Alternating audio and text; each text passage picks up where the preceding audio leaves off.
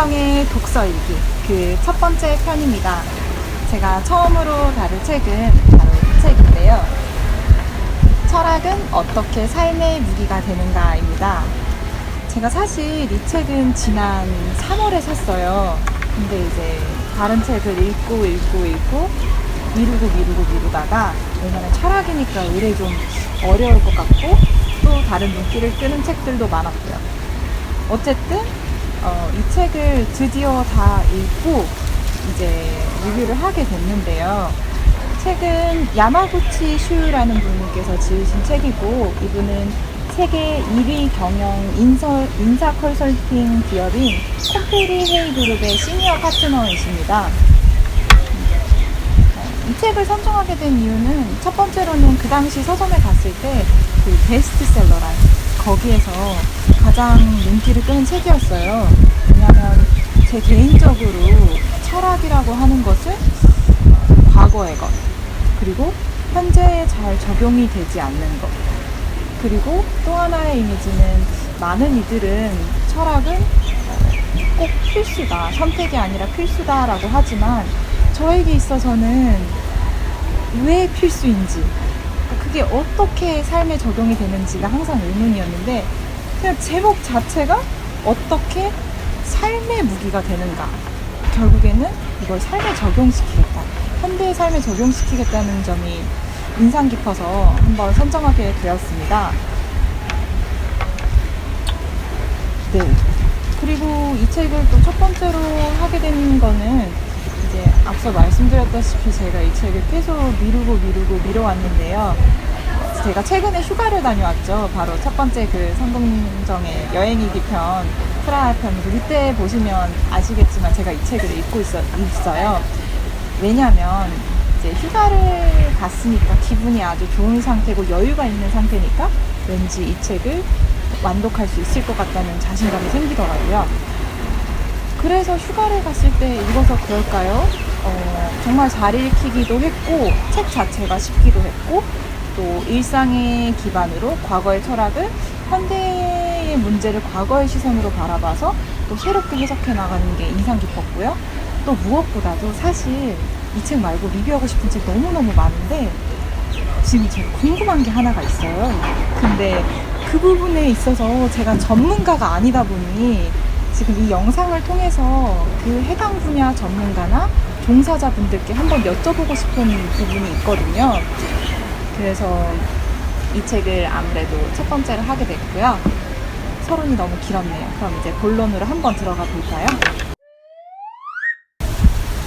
네, 본격적인 저의 리뷰에 앞서서 먼저 이 책의 큰 특징에 대해서 소개를 좀 드려야 할 것 같아요. 먼저 이 책은 철학을 기본으로 하는 책이긴 하지만 철학자를 시대순으로 나열하지 않고 현실 상황을 중심으로 그 상황에 걸맞는 철학자를 끌어와서 그 철학자는 이런 견해가 있고 이런 주장을 했고 이런 주장에 빗대어 이 상황을 해석하면 이렇지 않을까요? 이런 부분을 우리가 좀 더 신경을 써야 되지 않을까요? 혹은 뭐 이런 부분에 있어서 경계를 해야 되지 않을까요? 라고 하는 형식이고요. 또 하나 큰 특징은 이 저자분께서 초입에 아주 대놓고 말씀을 하십니다. 이 책에서는 철학 책임에도 불구하고 칸트를 다루지 않았다. 그 이유인 즉슨 칸트의 사상을 현실에 적용하기에는 너무 대단하고 또 내가 사용하기에는 아주 불편해서라고 표현을 합니다. 이 점 또한 굉장히 인상 깊은 게, 왜냐하면 철학에 대해서 다루는 책이라고 하지만 철학자가 아닌 분도 또 반면에 등장을 해요. 제가 알고 있는 그냥 기본적인 상식, 제가 고등학교 윤리 시간에 배웠던 상식으로는 칸트는 시험에도 단골 문제였어요. 왜냐하면 합리론, 그 이성론의 계보에 있어서 칸트는 굉장히 중요한 큰 역할을 한 걸로 배웠기 때문이죠. 그런 부분에서 있어서 이 책을 먼저 간단하게 소개를 드리고요. 그리고 크게 구성으로는 아까 상황을, 현실을 놓고 철학자를 끌어온다고 했잖아요.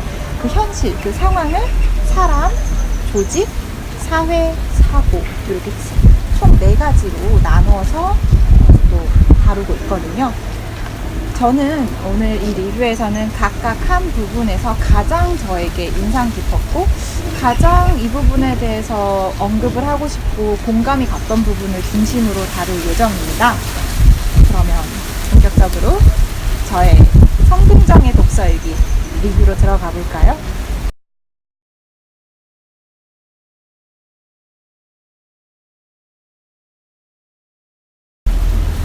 제가 첫 번째로 다룰 내용은 악의가 없어도 누구나 악인이 될 수 있다.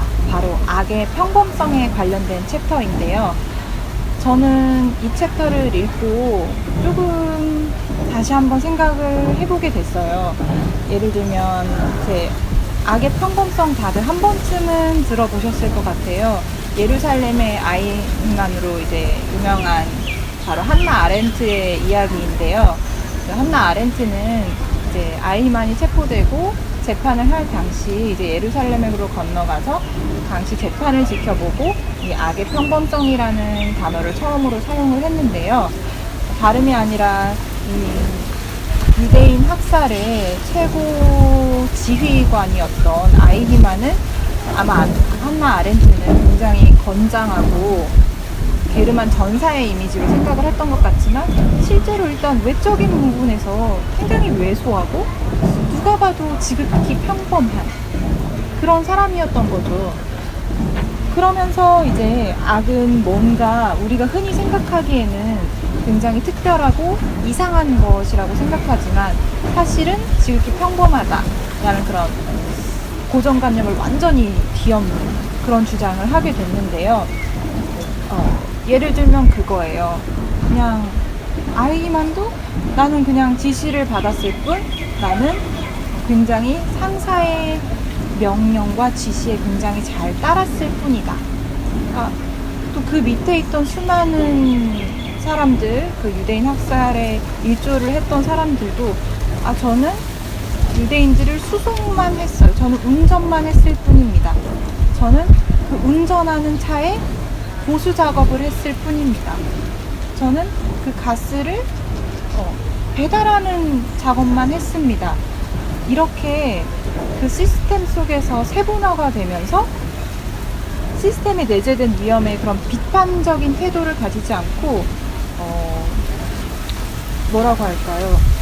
그냥 나는 내 일을 했을 뿐이다. 그러니까 1차원적인 사고만 하고 또 이렇게 악은 굉장히 평범할 수 있고 오히려 이 악의 본질이 악을 의도하지 않고 수동적으로 저지르는데 악의 본질이 있다라고까지 주장을 하는데요.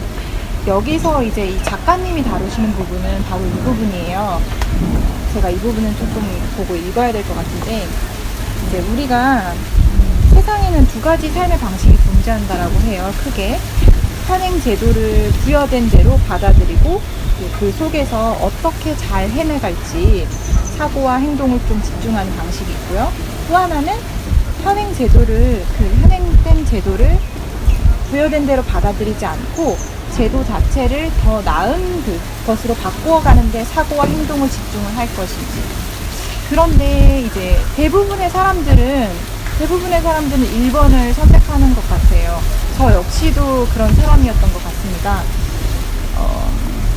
먹고 살기 빡시니까 그냥 세상을 내가 과연 어떻게 바꿔?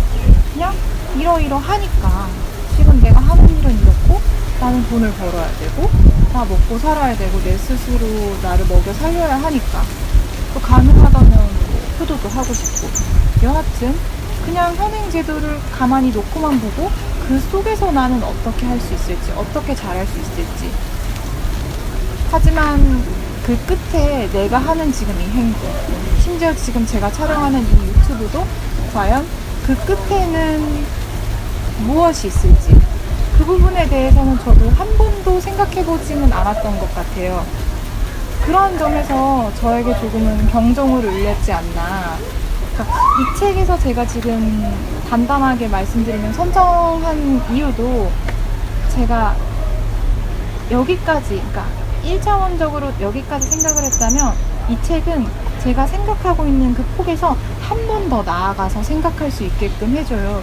그게 뭐 옳은지 그른지는 모르겠지만 제가 이 책을 읽고 나서 또 그 부분에 대해서 그 한 단계를 더 생각해보고 나서 충분히 필요했다라고 생각을 하거든요. 그 부분에 있어서 앞으로 내가 삶을 살아가면서 무언가를 일을 하고 이 시스템 속에서 살아갈 텐데, 이렇게 현대사회는 굉장히 잘 짜여진 시스템 속에 있잖아요. 과연 나는 그 부분에 있어서 얼마나 비판적으로 또 한 발짝 떨어져서 그 사건을 바라볼 수 있을까, 또 바라봐야 할까라는 그런 생각을 가지게 됐어요. 그래서 저는 이 부분을 채택하게 됐습니다.